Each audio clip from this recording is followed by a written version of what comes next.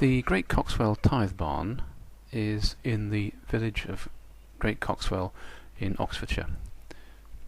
Coxwell was a monastic grange or a farm belonging to Beaulieu Abbey, and this surviving barn, dated around 1300, is an impressive witness to the great age of Gothic carpentry and monastic opulence.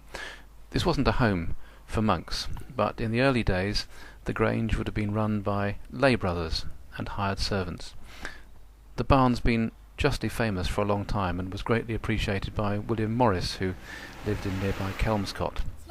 He described it as unapproachable in its dignity, as beautiful as a cathedral, and yet with no ostentation of the builder's art. Today it's open to the public. The actual use of the barn, which is rather large for one grange, is significant. The barn was used for storing a variety of produce and materials, not just grain. The grain crops would have been stored in sheaves, which were then threshed on the open threshing floor between the porch and the back door. There would be a through draft to help. Much can be learned about these aspects from medieval treatises on estate management, which constantly refer to the need for careful measurement of the corn in the barn as a safeguard against fraud and theft. The barns were to be closed after August, and at Michaelmas the contents of the barn estimated by measuring the stacks of corn and calculating the yield of grain. A stack of corn in a 15-foot bay of the barn, 30 feet wide, would yield 40 quarters.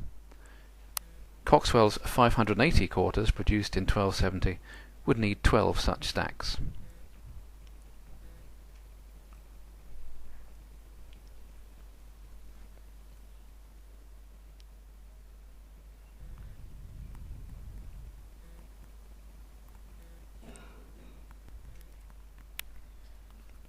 There was concern that the granger and the granitor could combine to defraud the lord in transfer from barn to granary, and various rules were devised to ensure that the grain was counted in level rather than heaped measures.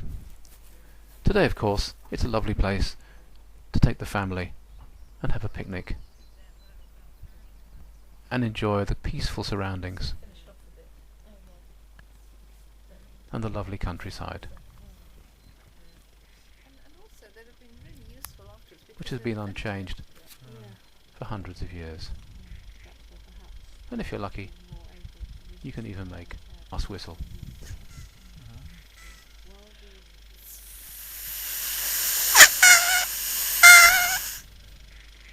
You do it.